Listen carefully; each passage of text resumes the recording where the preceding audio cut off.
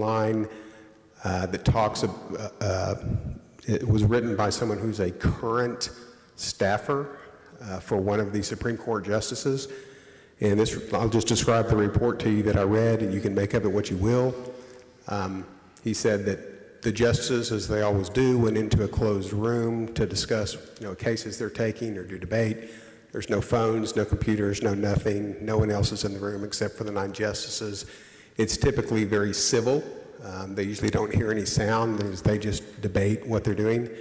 But when the Texas case was brought up, he said he heard screaming through the walls as Justice Roberts and the other liberal justices were insisting that this case not be taken up.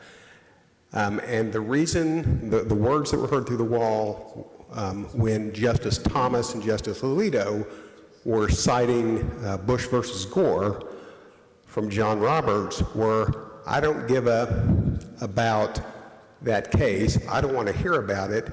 At that time, we didn't have riots. So what he was saying was that he was afraid of what would happen if they did the right thing. And I'm sorry, but that is moral cowardice.